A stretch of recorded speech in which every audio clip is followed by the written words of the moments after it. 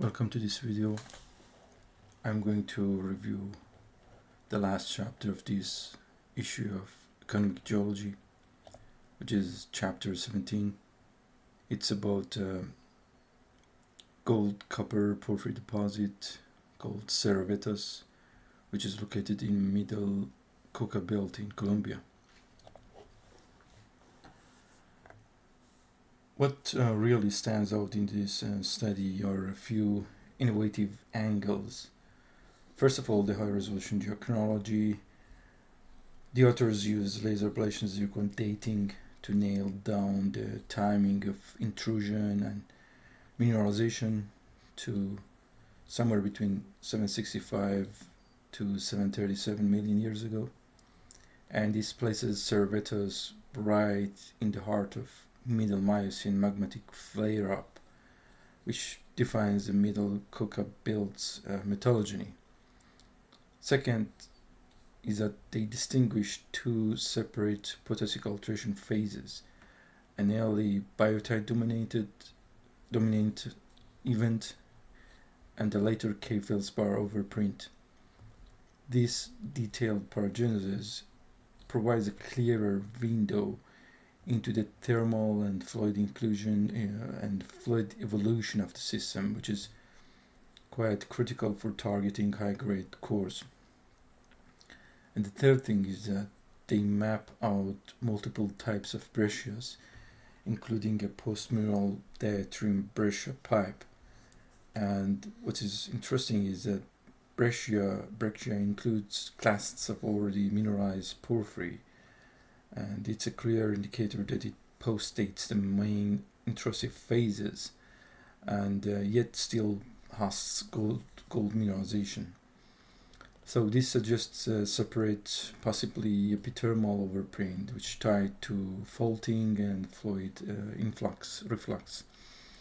The fourth thing is that this paper tackles calc sodic alteration, which is typically a destructive overprint that cuts across LEL mineralized zones. And recognizing this helps explain grade depletion in some zones and may guide future reinterpretation of barren intervals. They also use whole rock geochemistry, including trace elements, zircon titanium ratios, and they use them to differentiate fertile versus unmineralized porphyries. This is subtle but powerful, which helps to isolate productive phases in multiple intrusive systems. And finally, what I really appreciate is how they tie it all together. The tectonic setting, volcanic architecture, sedimentary host control, and magmatic evolution, they're all integrated into a single genetic model.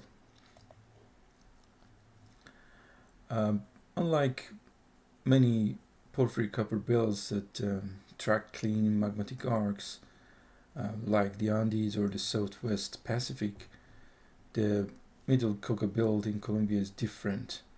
Deposits like Cerro Vetas, La Mina, Marmato, and Novo Chakiro, they line up along a structural corridor that slices through a patchwork of tectonostratigraphic terrains and basement melanges. So this is not a typical subduction zone arc story. What makes it unusual is that these porphyries don't stick to one rock type or a single arc basement. Instead, they intrude a wide variety of host rocks, from metamorphic schists of Archaea complex to coal-bearing oligo-miocene sediments of Amaga formation, and to interbedded volcanic lastics. In other words, the magmas were not picky. They punched through whatever lithologies the faults exposed. Some deposits like Cerro Vetas even sit right next to pull-apart basins developed along major transportational faults, such as the Romeral fault, which is a north-south fault in the map. And that's a very different setting than the compressional arc fronts when we expect porphyry belts to form. The belt's north-south linearity suggests that deep crustal faulting controlled magma ascent, and it's more than any traditional arc front volcanism. The implication is big. The middle Cauca porphyries have more in common with post-collisional or transpersional porphyry systems, like those in the Balkans or Eastern Tibet, than they do with Andean type arcs.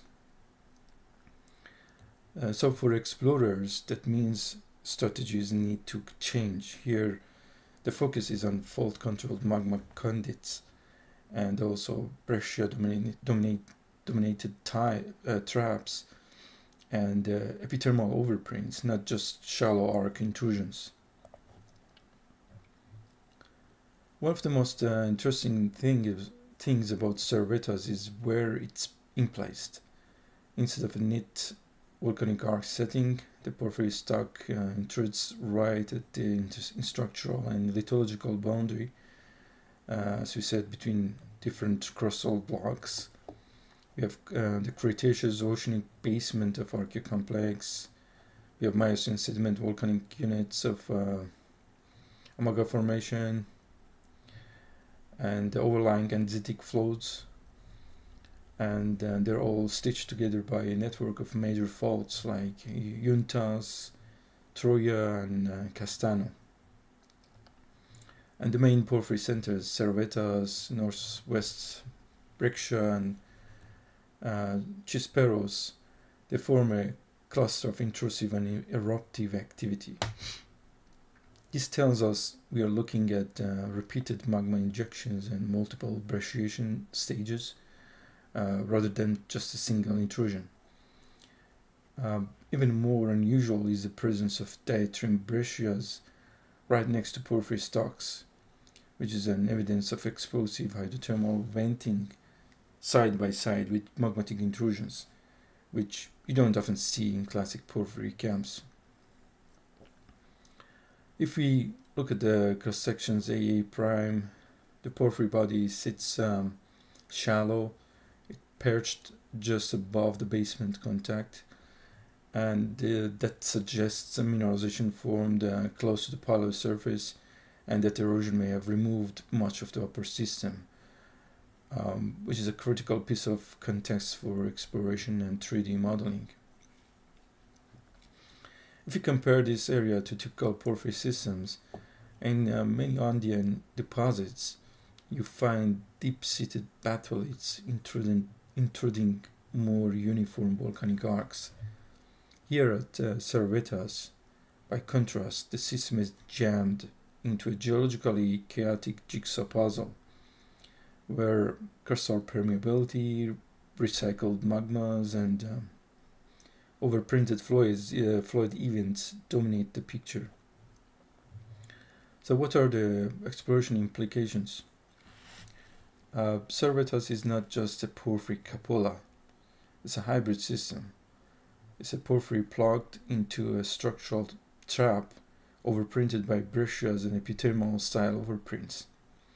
This means exploration should track fault-controlled conduits, gold remobilization in breccias, and multi-stage fluid pathways, and not just search for one classic porphyry stock.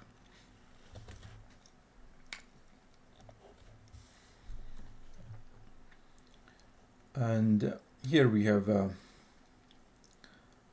cross-section of Cerro Vetas, which is a kind of vertical intrusive chimney. What's most striking in this cross-section is the steep, deep pipe-like geometry of the Cerro Vetas intrusive system. Instead of a broad stalk or flat cupola, it looks like a vertically stacked intrusive chimney with distinct internal zoning. At the core, we see quartz monzonite porphyry flanked by earlier direct intrusions, and bounded by contact breccias. It's a classic couple geometry, but here it's tilted and cut apart by late faults.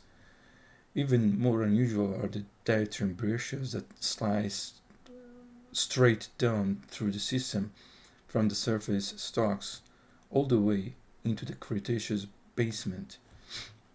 That tells us explosive ferromagmatic venting continued even after porphyry emplacement. So why this matters? Most porphyry models highlight horizontal metal zonation and broad, flat-topped intrusions. Here we are seeing a vertical hybrid, porphyries, breccias, and diatremes stacked through time and space. It's essentially a plumbing system view, showing how repeated pulses and implosive events rework and redistribute metals.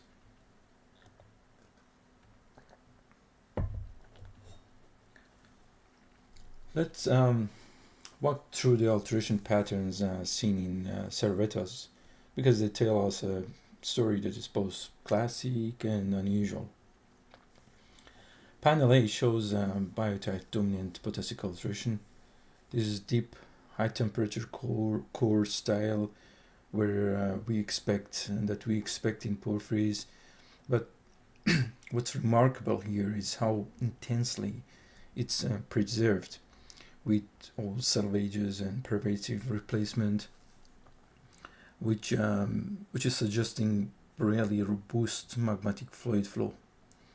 In panel B, we have a shift to K-feldspar dominant potassic alteration. Instead of patchy halos, we see a dominant granular texture that likely ties to a younger, more felsic and volatile-rich magmatic pulse. And it's essentially a chemical shift in the system toward more oxidized conditions. Panel C is particularly striking. It shows overprinting, and biotite-rich potassic alteration is being replaced by quartz sericite pyrite phylic assemblages. This captures the telescoping of fluid stages in action, the rock literally rewriting its own history. In panel D, we have sodic calcic alteration with quartz, actinolite, and albite. It almost looks metamorphic in intensity. The style is usually destructive to ore, and its presence here suggests deep, late, and probably basinal fluids overprinting the core. And finally, you have panel E, which is propylitic alteration with epidote carbonate. It's subtle, greenish, and waned, the kind of weak outer halo that you expect at the flanks of a porphyry system. So what's the big takeaway here? Textbook porphyry models love neat concentric shells of alteration. Cerro Vetas doesn't fit that. Instead, it shows us overlapping zones, colliding fluid pulses, and competing alteration events. It's more realistic, messy portrait of how porphyry systems actually evolved in the crust.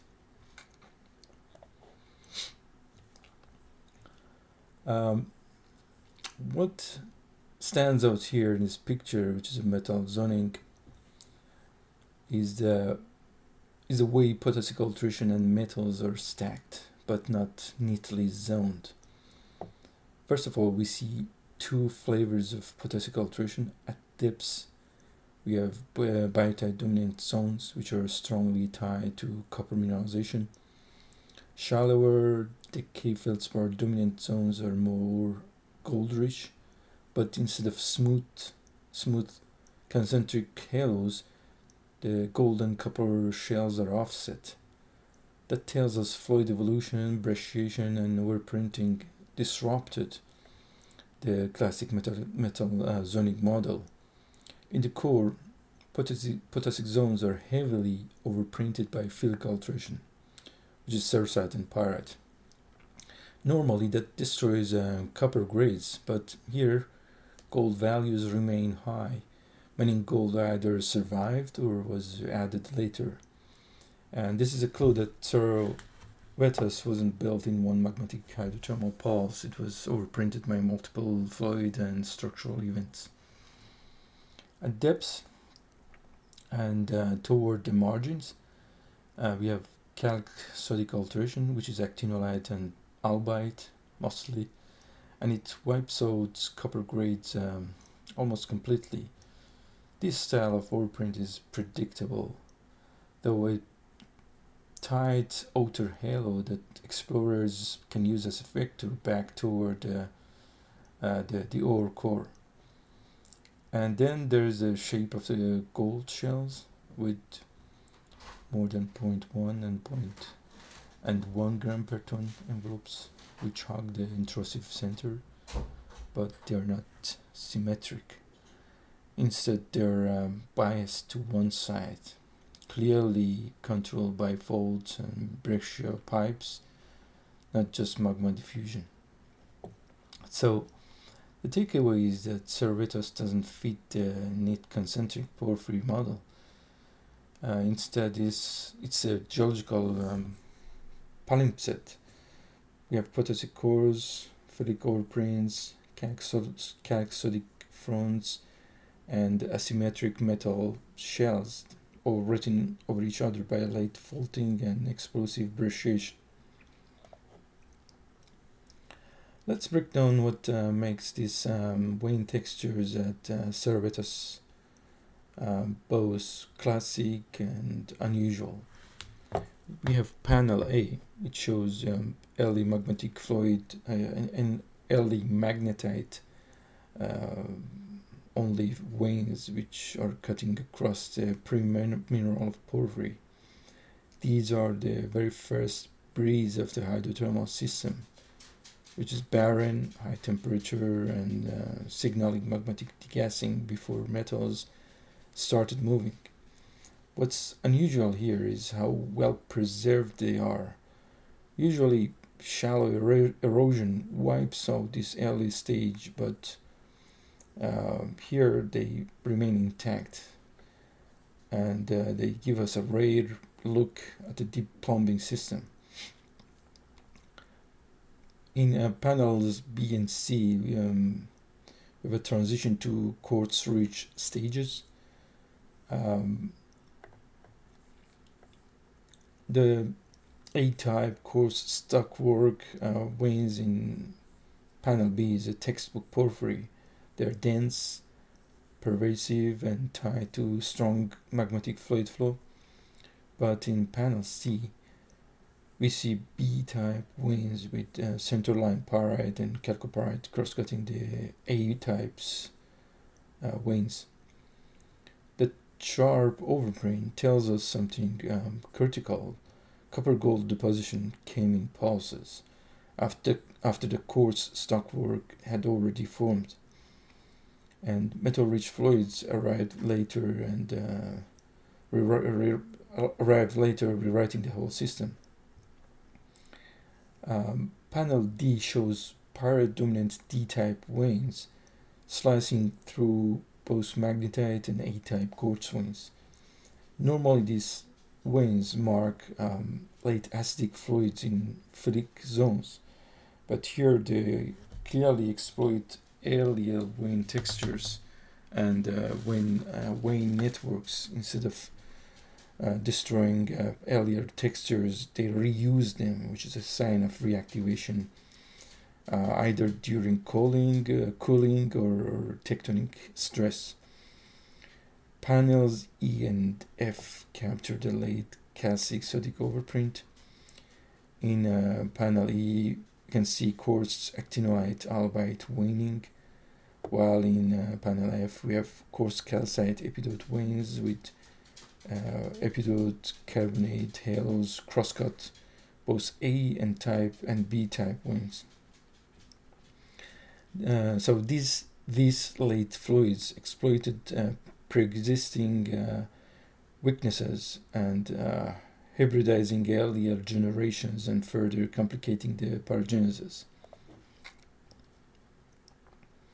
Here we have zircon geochronology, which shows a compressed magmatic timeline. Panel A shows zircon ages from the quartz monzonite porphyry, the tight clustering and the low MSWD of 0.89 give an age of 7.65 plus minus 0.25 million years. And that's unusually clean for a porphyry system, where inherited zircons often complicate the record.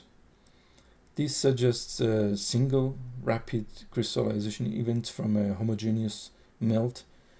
In other words, this intrusion was emplaced and cooled quickly and preserving sharp textures and zoning. No panels B and C and D tell a slightly different story. The ages are younger, between 7.37 and 7.27 million years, and the error ellipses scatter more widely. MSW values climb, reflecting mixed zone zircon populations, or overlapping pulses of magma or hydrothermal resetting. This is the isotopic fingerprint of a multi-stage evolving system rather than one clean intrusion. And what's remarkable is how tight the overall time window is, from the earliest crystallization at 7.65 million years to the youngest phases at 7.37 million years. And the entire Cerro Vetas porphyry system unfolded in about 420,000 years. And compared to classic Andean giants like El Teniente, which evolved over 2 to 4 million years, Cerro Vetas is a flash system. It was fast, focused, and short-lived. And that's significant. A compressed lifespan explains why the alteration and mineralization events at Cerro Vetas is so well preserved. And there simply wasn't enough time for fluids to overprint and blur the sequence. Instead, we are left with sharp paragenesis, distinct vein generations, and clear metal zoning. The takeaway here is that these Concordia plots are not just scattered diagrams, they are a clock. They tell us Cerro Vetas is not a long-lived batholith, but a repeat magmatic pulse cut in the act of mineralizing.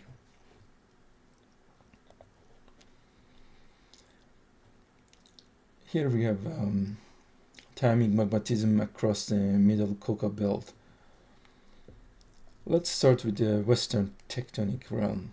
Here you have deposits like Lamina, Titiribi, Maramato, and Cerro Vetas, which are shown by black dots. They all cluster tightly between about 7.8 and 6.2 million years. That's a short-lived magmatic burst, essentially a single metallogenic pulse. What's unusual is just how compressed this window is. In Peru or Chile, porphyry belts can stay active for 2, 3, or even 4 million years. In the Western Cauca, everything seemed to have happened in less than 1.5.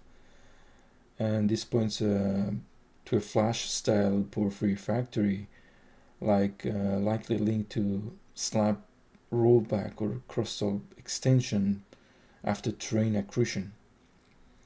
Now compare that with the central realm east of the Romeral fault. La Colosa, shown in orange, spans from almost 9 to 7 million years. More than 2 million years of episodic intrusion and mineralization. The uncertainty is higher, the age is more spread out, and that's a sign of a deeper, long-lived magmatic engine. One more plutonic than porphyritic, which is explaining why La Colosa is a deep-seated alkalic gold system rather than a classic shallow porphyry. The real takeaway here is how the fault systems divide metallogenic styles. West of Romero, we see shallow, short-lived porphyries with gold-rich cores. East of it, we find deeper, long-lived alkalic systems tied to slow crustal melting and differentiation. The Garaptas, Dabeiba, and Romero faults their boundaries between two metallogenic factories. And in Cerro Vetas, ages between 7.65 to 7.23 million years line up exactly with the middle Cauca's most productive metallurgic window. It sits in the sweet spot of timing, structure, and fertility, making it a prime example of how tectonic inheritance tunes porphyry lifespans.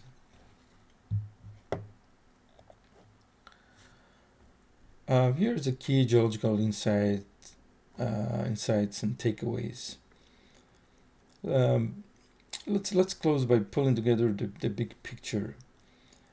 This system formed incredibly fast. Intrusion and mineralization all happened in a short period of time. Ages overlap within error, indicating a rapid, almost 0.4 million years of magmatic mineralizing pulse. And that compressed lifespan explains why we see sharp alteration zoning and well-preserved vein generations and less overprinting compared to longer-lived porphyries. The second thing is that it's multi-phase. We have early diorite intrusions were followed by quartz monzonite, and the alteration story shows dual potassic stages. You have a first biotite reached and K-feldspar dominant. Over time, evolving fluids reshaped the system, capped by phyllic and chalcodic overprints that redistributed metals. And the third thing is the architecture. Cerro Vetas is defined by stacked intrusions and a breccia style framework. Post-mineral diatrams preserved vertical complexity, while transpirational faulting provided fluid pathways that focused gold upgrades into specific zones. This structural control is what makes Cerro Vetas different from classic Andean or arc porphyries. And what really stands out is the asymmetry. Copper and gold halos do not line up neatly. Instead, we see gold enriched in overprinted zones, hinting at late-stage remobilization. And that's a big clue for exploration. The richest zones may not be where you expect them in a textbook model. So the key implications are that don't just look for simple concentric shells. Think vertically. We may have stacked intrusions, breccia corridors, and reused faults. And also follow fluid pathways and apply tight geochronology to isolate the fertile phases in complex belts. In short, Cerro Vetas is a rare example of a gold-rich porphyry captured in high resolution.